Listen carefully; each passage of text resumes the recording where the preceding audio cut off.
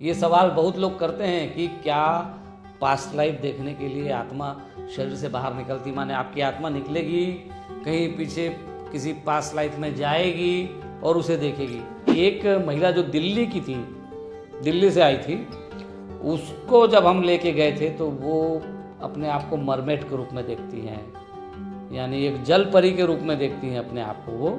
अच्छा, एक सवाल लास्ट क्या सवाल था कि रिश्तेदार जो पीछे जीवन में दिखते हैं वो वर्तमान में अगर दिख रहे हैं, अगर दोनों को एक साथ ले जाएं पास्ट लाइफ में तो क्या एक ही जीवन देखेंगे? कि एक बार एक युवा आया था और वो पत्रकार है, और फिर उनको जब मैंने पूर्व जन्म में भेजा, पास्ट लाइफ में भेजा, तो हमने देखा कि वो महर्षि अरविंद हैं।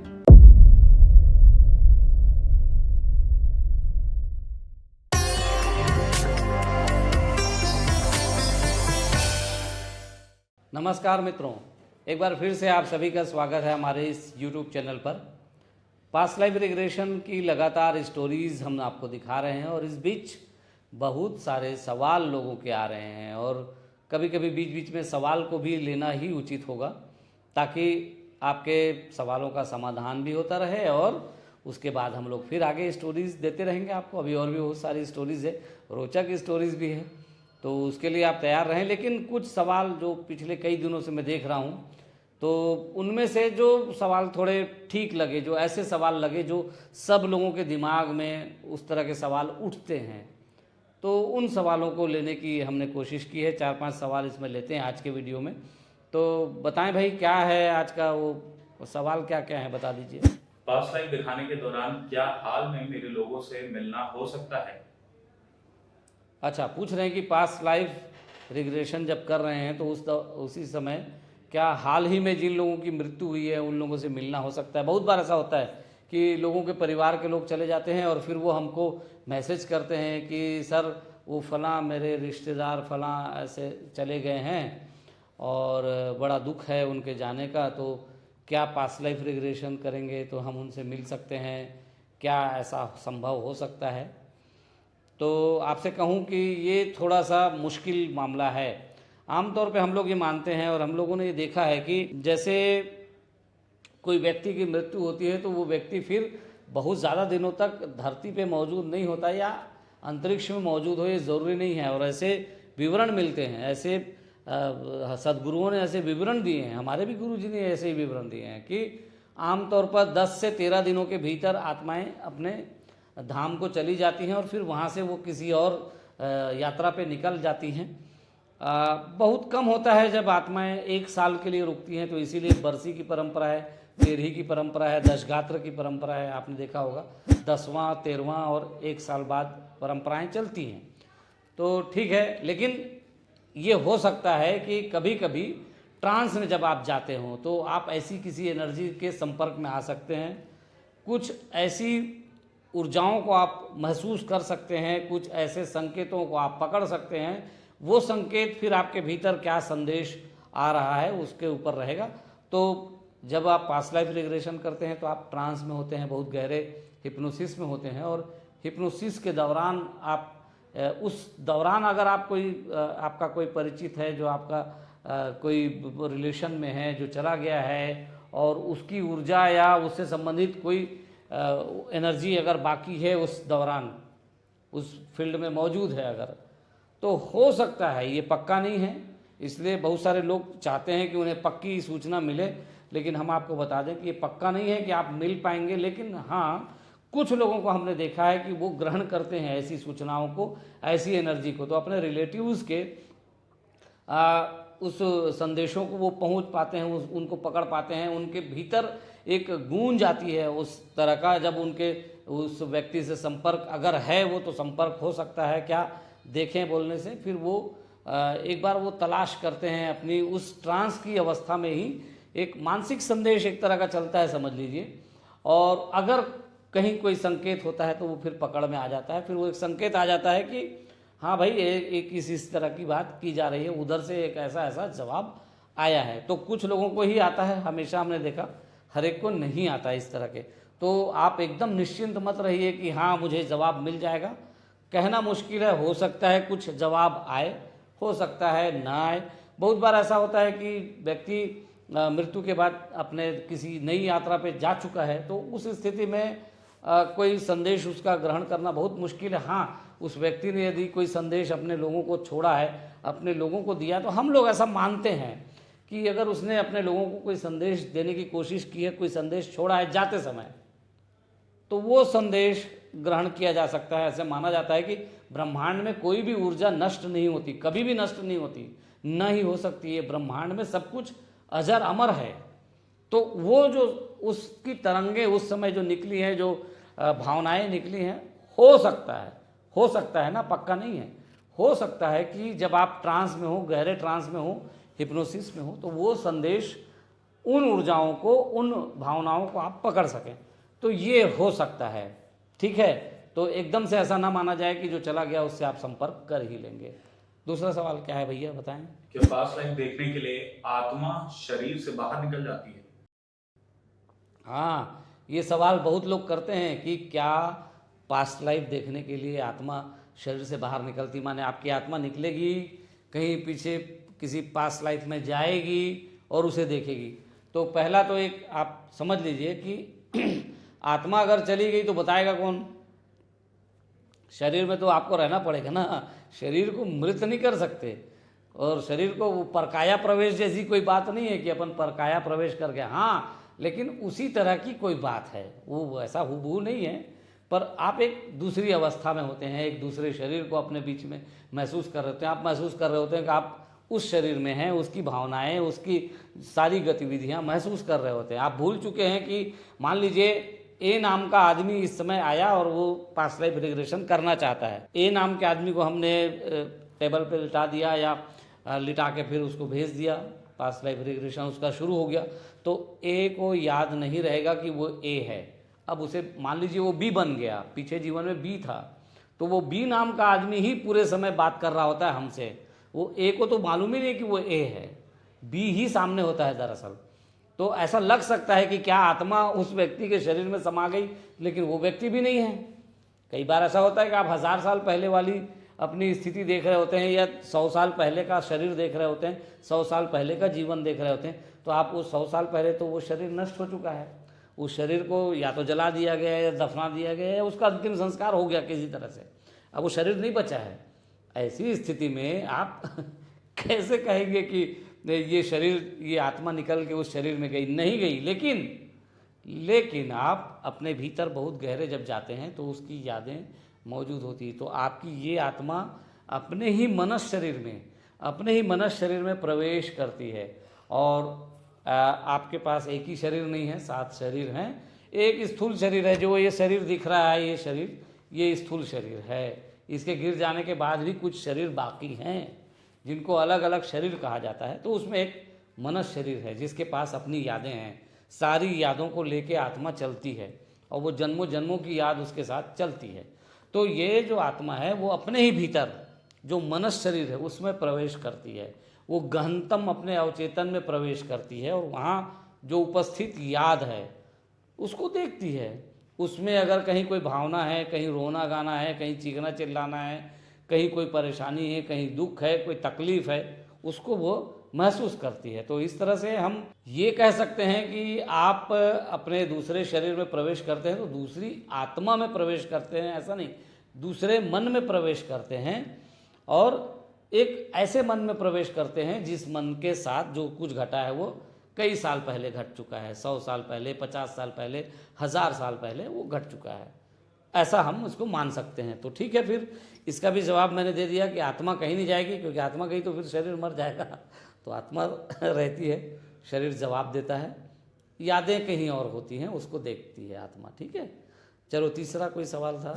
सालों से लोगों को पिछला जन्म दिखा रहे हैं, तो इसमें कोई विशेष व्यक्ति मिला जो पिछले जन्म में कोई जाना माना नाम रहा होगा? देखिए, कुछ लोग तो हैं जिनको हम बोल सकते हैं कि हाँ ये चीज़ें थोड़ा सा यादगार चीज़ें, जैसे हम पिछले जीवन में लोगों को ले जा रहे हैं। अब सैकड़ों लोगों को ये सब दिखाने के बाद कुछ लोग ऐसे मिल जाते हैं। ऐसी किताबें भी आई हैं मार्केट में, जो कुछ लोगों ने अपने एक तरह से कह लीजिए कि उन्होंने संदेश ग्रहण किया कि वो मार्केट में मौजूद है किताबें कि फलां व्यक्ति कौन था, अब्राहम लिंकन कौन अभी कौन है, अभी जो फलां हीरो है या हीरोइन है वो कौन है, अभी जो फलां फेमस हस्ती है वो कौन है, पिछले जीवन में यानी वो कौन थे। ऐसी बातें कहने वाली किताबें हैं और लोग उसको देख के बताते भी हैं कि ये फलां व्यक्ति पिछले जीवन में ये था, ऐसा लिखा गया है, बताया गया। ठीक है, हमारे अनुभव में जो आया है वो हम अपनी बात करेंगे, क्योंकि किसी दूसरे के अनुभव की बात क्या बताना। अभी मौका लगा, कुछ ऐसी कोई बात हुई तो ज़रूर कह देंगे। हमारे अनुभव की बात यह है कि एक बार मैंने शायद इसका जिक्र किया है पहले भी, कि एक बार एक युवा आया था और वो पत्रकार है और देश के एक प्रतिष्ठित अखबार में है, और उस युवा के भीतर कुछ सवाल थे बहुत। वो ऐसे तो अंग्रेज़ी पत्रकार, और आप जानते हैं कि अंग्रेज़ी पत्रकार का बहुत ज़्यादा आध्यात्मिकता से लेना देना हो ऐसा नहीं लगता, लेकिन वो बहुत आध्यात्मिक व्यक्ति था और तमाम उसके भीतर सवाल थे जिसको हम लोग आध्यात्मिक सवाल कहते हैं। फिर वो मेरे संपर्क में आए और फिर उनको जब मैंने पूर्व जन्म में भेजा, पास्ट लाइफ में भेजा, तो हमने देखा कि वो महर्षि अरविंद हैं। तो महर्षि अरविंद, जिनका आप जानते हैं सब कुछ, आश्रम के बारे में जानते हैं, पांडिचेरी के बारे में जानते हैं आप सब कुछ। तो महर्षि अरविंद जो स्वतंत्रता संग्राम के समय भी ऐसा माना जाता है कि उन्होंने आध्यात्मिक भूमिका निभाई इसमें, जैसे महर्षि रमन ने निभाई, ऐसी आध्यात्मिक रूप से इन्होंने भी भूमिका निभाई थी महर्षि अरविंद ने। तो वो युवा महर्षि अरविंद के रूप में अपने आप को देखता है और उन्होंने पूरे न सिर्फ अपने आश्रम के बारे में सब कुछ बताया, पूरे अपनी यात्रा के बारे में बताया, उनके बारे में जो किस्से कहानियाँ चलती हैं उन कहानियों के बारे में बताया। उसमें कुछ चीज़ों में उन्होंने संशोधन भी किया, जैसे उनकी कहानी में कुछ बातें बताई गई हैं, श्री माँ जो हैं उनके बारे में कुछ तथ्य रखे गए हैं। आजकल कुछ बातें चलती जो किस्से कहानियों में हैं, कुछ उन्होंने संशोधन किया। आश्रम के अपने कुछ हिस्सों के बारे में उन्होंने कुछ बताया। वो सब चीज़ें तो नोट हैं डायरी में हमारे पास। उस समय हम लोग वीडियो वगैरह नहीं बनाते थे, क्योंकि ऐसा कोई ख्याल ही नहीं था कि इसको वीडियो बनाएं, और उस समय खैर कैमरे भी ऐसे उपलब्ध नहीं होते थे मोबाइल पे ऐसे वाले, तो बस रिकॉर्ड के लिए फ़ोटो ज़रूर एक दो खींच के रख लिए अपन ने, तो वो है। तो हालांकि अब उनसे मेरी दोस्ती भी है, और जब भी वो आएंगे, मैं आपको पूरी कहानी तो नहीं बता रहा हूँ, क्योंकि फिर वो पास्ट लाइफ रिग्रेशन की कहानी हो जाएगी और फिर ये लंबा खींच जाएगा। अभी हम सवाल जवाब पे केंद्रित रहते हैं। तो हाँ, कुछ लोग मिले हैं जिनके लिए मैं कहूँगा कि वो यादगार चीज़ें रही हैं। तो उसमें से एक तो ये महर्षि अरविंद रहा। ये जो पत्रकार साथी अभी हमारे से दोस्ती भी है इनकी, तो ये अभी इस समय नहीं हैं और बाहर हैं। तो जब वो आएंगे, कभी भी आएंगे, तो मेरी कोशिश होगी कि उनको साथ में अपने बिठा के, जैसा कि मैं करता हूँ, मैं उनको अपने साथ बिठाऊंगा और उनको फिर वो डायरी के पन्ने भी दिखाऊंगा एक बार फिर से उनको, ताकि उनको याद हो जाए कि वो किन किन चीज़ों के बारे में मैंने उनसे पूछा था। तो वो सारी चीज़ों को फिर से एक बार हम लोग डिस्कस कर लेंगे, और उनका अनुभव, उनको तो वैसे याद ही होगा सारा कुछ कि क्या क्या उन्होंने देखा है, सब याद होगा। तो एक वो आपको याद होगा यशोदा मैया का, तो बहुत सारे लोगों को बहुत मज़ा आया, बहुत लोगों ने प्रणाम किया। बहुत लोग जो, देखिए हमारे यहाँ कहा जाता है कि विश्वासम फलदायकम, अगर आप विश्वास करते हैं तो आपको फल मिल जाएगा, नहीं करते तो कोई बात नहीं, आपसे विश्वास कर लें, ऐसा आग्रह भी नहीं है। तो यशोदा मैया का एक आप लोगों ने देखा, जो उड़ीसा से एक महिला आई थी और उन्होंने बचपन से अपने आप को देखा कि वो जिस दिन से होश उन्होंने संभाला, उन्होंने देखा कि वो कृष्णा की मूर्ति लिए घूम रही हैं। कृष्णा को देख के उनके भीतर अजीब भाव आता है, उन्हें प्राण दे दें ऐसा लगता है। तो वो एक कैरेक्टर था जो, हाँ, जिन्हें हम कह सकते हैं कि यादगार रहा। एक आपको याद है कि एक व्यक्ति ऐसा भी मिला था जो महाभारत में योद्धा था, जिसने कृष्ण को भी देखा, भीष्म को भी देखा, युद्ध भी लड़ा और मारा भी गया। एक महिला मिली थी जो, ऐसे तो मेरे पास 2-3 महिलाएं हैं जो अलग अलग ढंग से अलग अलग लोगों में अलग अलग लोगों की बात उन्होंने की है, और उसको समय आने पर एक एक करके हम देंगे, इसको भी आके आपको देते रहेंगे। अप्सरा वाला वीडियो मैंने डाला हुआ है, आपने देखा होगा। एक महिला अप्सरा थी और उसने, अप्सरा ने अपने अप्सरा लोक के बारे में भी बताया, उसने शिवलोक के बारे में भी बताया, और मेरे ख्याल से उसने विष्णु लोक के बारे में भी बताया। उस अप्सरा को 300 साल पहले धरती पे भेजा गया था और उसने कई जन्म लिए हैं। और मैं कोशिश करूंगा कि, पिछली बार तो हमने उनसे बहुत सारी चीज़ें आपको नहीं बताई हैं, और थोड़ी सी कहानी बताई आपको और उसका चेहरा पूरा छुपाया हुआ था। अगर वो कभी मौका मिला और वो इजाज़त दें तो उनको अपने साथ बिठा के हम एक बार फिर से उनका वीडियो आपको ज़रूर देंगे, जिसमें पूरा एक्सपीरियंस उनसे सुनेंगे, क्योंकि वो बहुत दूर नहीं है, वो हमारे आसपास ही रहती हैं, तो उनसे हम आग्रह कर सकते हैं फिर से, क्योंकि वो हमारे ग्रुप से जुड़ी हुई हैं। दरअसल हमारा जो ग्रुप है, आध्यात्मिक समूह है जो हमारा, उससे वो जुड़ी हुई हैं, तो हम लोगों का बातचीत होते रहती है, कभी कभी मिलना भी हो जाता है, तो उनसे हम आग्रह कर लेंगे, बाजू में बिठा के उनसे बात करने की कोशिश करेंगे। तो ये अप्सरा वाली बात हुई। इसके अलावा मुझे ऐसा याद आ रहा है कि एक महिला जो दिल्ली की थी, दिल्ली से आई थी, उसको जब हम लेके गए थे तो वो अपने आप को मरमेड के रूप में देखती हैं, यानी एक जल परी के रूप में देखती हैं अपने आप को वो। और वो महिला ने बताया कि वो जल पर जैसे ही शुरू हुआ था, पास्ट लाइफ में जैसे ही उसने प्रवेश किया था, तो मैंने उनसे पूछा था कि कहाँ पर हैं, तो बोले समुद्र में हैं। तो मुझे भी लगा कि ठीक है, समुद्र में हैं तो हैं, और क्या हो सकता है, कोई बीच हो, कहीं गोवा वोवा में कहीं पे हो, बॉम्बे वॉम्बे में कहीं पर हो, तो समुद्र में कहाँ पर हैं, तो बोले अंदर है पानी में, हम तैर रहे हैं। तो ठीक है, बच्चे तैरते हैं या लोग तैरते हैं, बच्चे पानी में स्विम करते ही हैं। तो मुझे लगा कि वो उस तरह का कुछ बात है, लेकिन उसने कहा कि उसकी उम्र कम है पर वो तैर रही है समुद्र में, तो बहुत आश्चर्य नहीं हुआ। फिर और आगे बढ़े तो पता चला कि वो, उसने कहा कि वो एक जल परी है, वो आम आदमी नहीं है, वो जल परी है। फिर उसने समुद्र के अंदर के अपने सारी जानकारियाँ दी। उसने ये भी बताया कि वो कैसे समुद्र में वो लोग खेलते हैं, किस तरह से खेलते हैं, वो आदमियों को भी देखते हैं वो लोग, और पानी के जो जहाज़ थे वो बहुत डिस्टर्ब करते हैं उनको। तो उस समय पानी के जहाज़ चला कर रहे थे, नावें, जो बड़ी बड़ी नावें चला करती थी, उनसे उनको डिस्टर्ब होता था, और उसकी मौत भी इसी तरह की एक नाव, बड़ी नाव से टकरा के हुई थी। तो ये मरमेट वाली कहानी हुई। तो ये इस तरह की कुछ यादें हैं मुझे। एक और हमारे ही आध्यात्मिक ग्रुप से जुड़ी एक लड़की की कहानी और है, उसको भी अगर कभी संभव हो तो हम लोग आपको कहानी उसकी बताएंगे। और उसमें ये था कि वो भगवान कृष्ण के जाते ही, ये इनसे जो मैंने बात की थी, ये जो हमारे आध्यात्मिक ग्रुप की जिस लड़की की बात कर रहा हूँ अब, ये बात करीब करीब मेरे ख्याल से 2 साल पहले की है। तो हमने कभी इसके बारे में जिक्र नहीं किया था, अभी अचानक ये बात निकली है तो याद आ गया।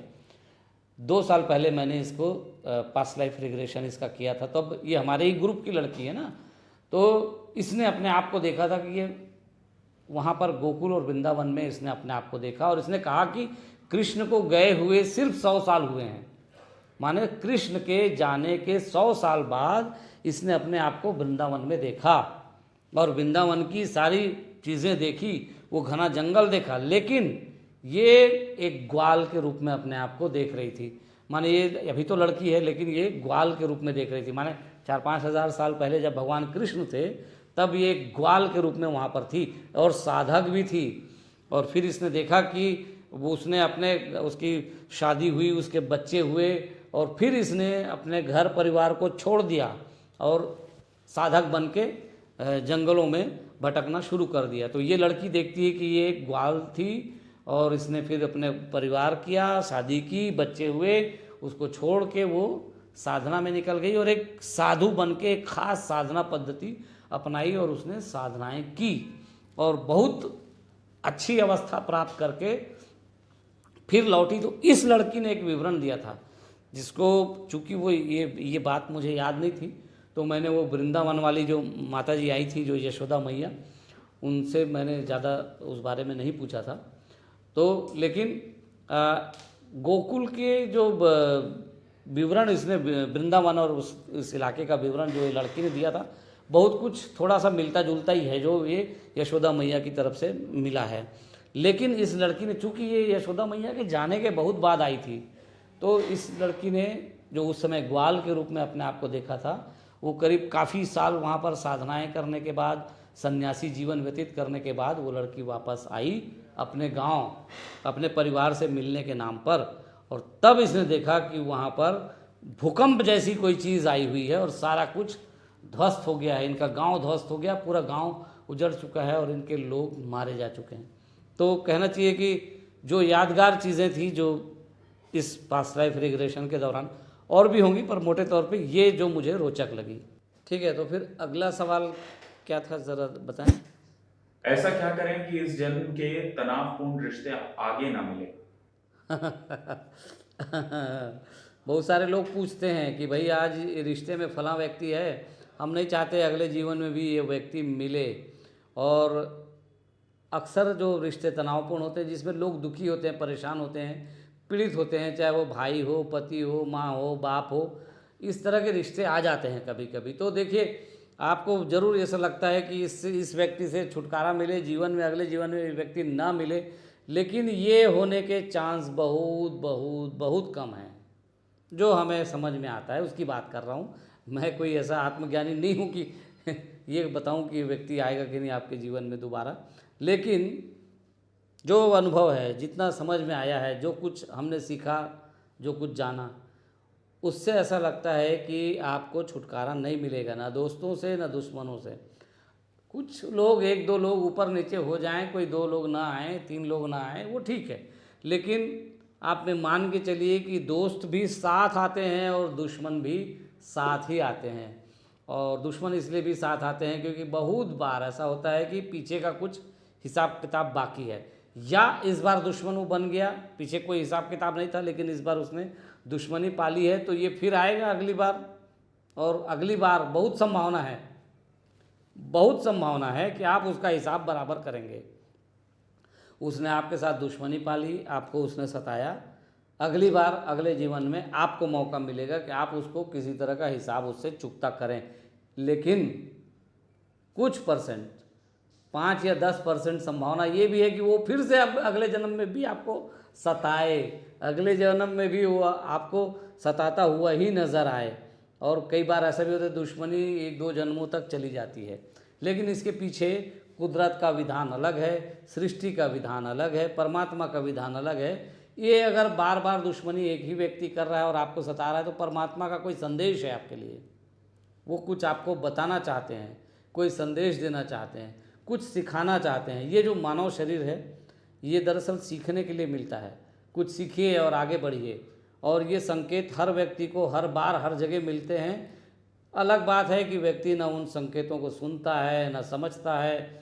अगर सुनता भी है तो उसको अपनी कल्पना मानता है, या बार बार सुनता है तब भी उसे लगता है कि छोड़ो, इन बातों में क्या रखा है। बहुत कम लोग हैं, शायद 10% लोग ही हैं जो अपने भीतर की आवाज़ को सुनते हैं और उसको सुन के थोड़ा उस दिशा में, उस डायरेक्शन में आगे जाने की कोशिश करते हैं, या कोशिश करते हैं कि जो मेरे भीतर चीज़ें चल रही हैं उनको, वो क्या हैं, उन्हें मैं समझूं। ऐसे 10% लोग ही मैंने देखे हैं लगभग, जो इस तरह की चीज़ों को थोड़ा सा उत्सुकता दिखाते हैं। उसमें भी बहुत कम लोग फिर उस रास्ते पे चलने की कोशिश करते हैं। क्योंकि देखिए, अध्यात्म मार्ग में आप अध्यात्म की बात कर लें, अध्यात्म की किताबें पढ़ लें, ये अलग चीज़ है, लेकिन जब आपको खुद चलना पड़ता है तो ये बहुत कठिन मार्ग है। बड़ी साधना, बड़े अनुशासन की ज़रूरत पड़ती है, और कड़ा अनुशासन। और अपने प्रति ना, आपको यहाँ दूसरे से कोई सख्ती नहीं करनी है, लेकिन अनुशासन तो सख्ती से ही होगा, और वो अपने प्रति अनुशासन लाने की कोशिश करनी पड़ती है। अपने साथ सख्त होना पड़ता है, तब जाके चीज़ें फिर आप समझना शुरू करते हैं, फिर आप चलना शुरू करते हैं। तो आध्यात्मिक मार्ग में चलना है तो थोड़ा मेहनत है, समस्याएं भी हैं, बहुत चीज़ें हैं, पूरा संसार है, और सारा संसार आपके खिलाफ चल रहा होता है और आप एक डायरेक्शन में चल रहे होते हैं। तो ये तमाम परिस्थितियाँ आती हैं। तो आध्यात्मिक लोगों का जीवन बहुत कठिन होता है आम आदमी के जीवन की तुलना में। ये हमने पूरे अनुभव से देखा है अपने, तो ये बात को समझ लें। तो दुश्मनी बार बार रिपीट हो सकती है।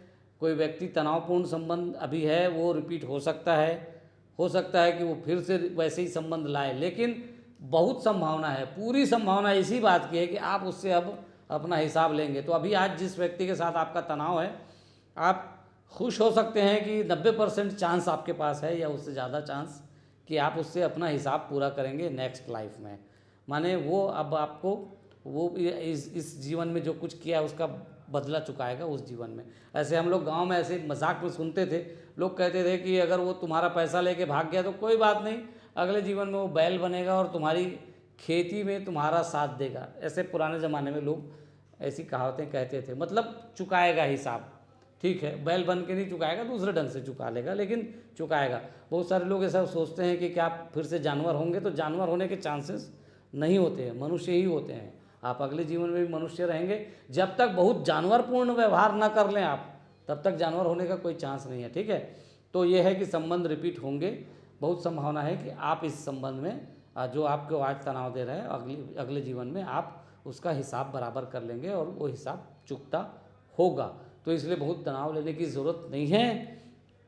मेरे ख्याल से अब सारे प्रश्नों के उत्तर मैंने दे दिए हैं। इतना आपको और कोई सवाल है तो देखो, कोई सवाल और है क्या एक आध?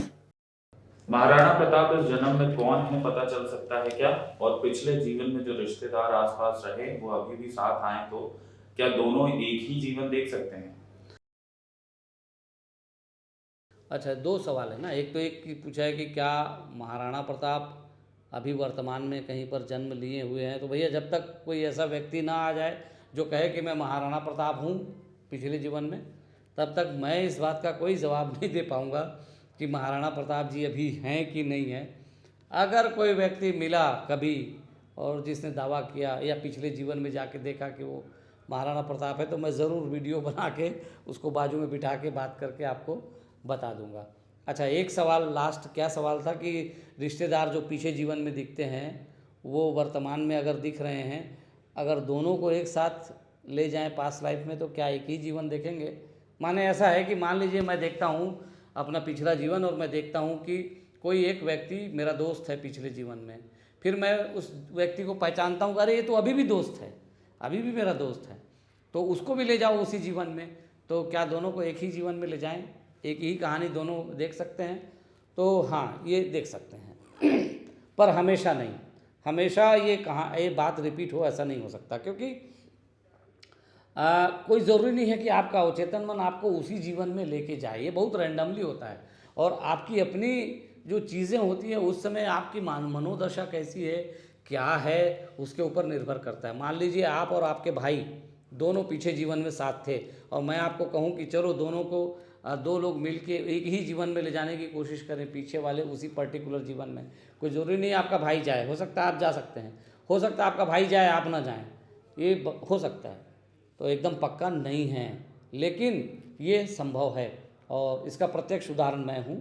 मैं अपने एक दोस्त को देखता हूँ कि पीछे जीवन में वो मेरे साथ है और मेरा जो कामकाज है, पूरे ज़मीन जायदाद का पूरा काम सब कुछ उसी के हाथ में है और वही सारा कुछ देख रेख करता है। अपने से हमारे से बहुत अच्छी दोस्ती है और हम दोनों दोस्त फिर उस जीवन में बहुत आगे तक अपने साथ हमारा है और फिर आखिरी में हम दोनों मारे जाते हैं, किसी एक हत्या हो जाती है, वो अलग कहानी है, वो कभी होगा फिर मौका तो देखेंगे, उसको बताएंगे। लेकिन उसमें ये था कि फिर दोनों आखिरी में मारे गए, दोनों दोस्त लास्ट जीवन में। तो फिर उसको बताया गया कि एक पीछे जीवन में तुम दोस्त थे, तो उसने कहा कि नहीं मैं भी देखूंगा, तो उसको भी भेजा गया उसी लाइफ में। तो वो चला भी गया और उसने वो चीज़ें देखी जो मैंने नहीं बताई थी, मैंने किसी को नहीं बताई थी कि ये ऐसी ऐसी चीज़ें वहाँ पर हुई हैं। मैंने ये भी नहीं बताया था कि मैं कैसा दिखता हूँ, मेरी मूंछें हैं कि नहीं है, मेरा शरीर कैसा है, मेरे सर पे बाल हैं कि पगड़ी है कि क्या है, मैं किस तरह के कपड़े पहनता हूँ, ये सब बातें उसको नहीं बताई थी।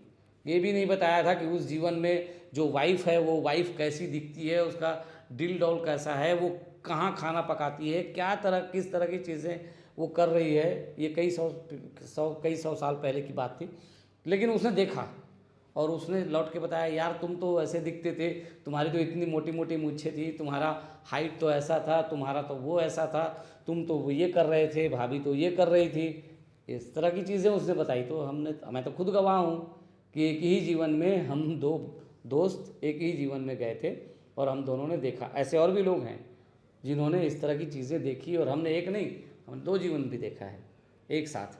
तो ये ठीक है कि ये ऐसा होता है। और आपने देखा है कि वो जयंती भाई हैं जो हमारे साथ पास्ट लाइफ रिग्रेशन के एक्सपर्ट हैं, वो भी पास्ट लाइफ रिग्रेशन करते हैं हमारे साथ। वो हम दोनों ने ही एक साथ देखा है उसको ना।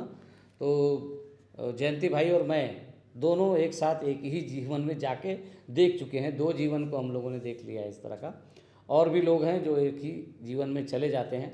हम लोगों की कोशिश होती है कि अगर ऐसे दो लोग मिल जाएं तो हम लोग कोशिश करते हैं कि क्या वो जा सकते हैं, और ऐसे लोग मिलेंगे तो अगली बार हम आपको उन दोनों को एक साथ बिठा के फिर आपको ज़रूर उसका वीडियो बना के बताएंगे। लेकिन मोटे तौर पे मैं ये कहूँगा कि कोई ज़रूरी नहीं है कि आपका अवचेतन मन आपको वहीं जाने दे, उसी जीवन में जाने दे, ये बिल्कुल ज़रूरी नहीं है। हाँ, संभावना इसकी है कि आप अगर 2 लोग पीछे जीवन में थे तो इस जीवन में भी वो पास्ट लाइफ रिग्रेशन के दौरान उस पीछे जीवन को देख सकें, इसकी संभावना बनती है। ठीक है मित्रों, तो फिर ये सवाल यहीं ख़त्म करते हैं। 5-6 सवाल ले लिए हैं और फिर पास्ट लाइफ रिग्रेशन की कहानियाँ हम डालते रहेंगे। आप हमारे वीडियोज़ को बहुत पसंद करते हैं, लाइक करते हैं, तो उन सब चीज़ों के लिए आपका बहुत बहुत धन्यवाद, आपका आभार। हाँ, ध्यान रखें, सब्सक्राइब करना है अगर नए हैं तो, वीडियो को लाइक भी करना है, शेयर भी करना है, और जल्दी से जल्दी अब नए साल में उसको 1 लाख तक सब्सक्राइबर को पहुंचना है। मेरे ख्याल से काफ़ी करीब आ गए हैं 1 लाख के, तो चलें जल्दी फटाफट जो लोग सब्सक्राइब नहीं कर पाए हैं कर लें, और इस नए साल में शुरू में ही 2-3 महीने के अंदर हम 1 लाख को क्रॉस कर जाएं, ऐसा हम मानते हैं, सोचते हैं। तो आपका सहयोग उसके लिए ज़रूरी होगा। तो ठीक है, आज इस वीडियो में इतना ही। नमस्कार।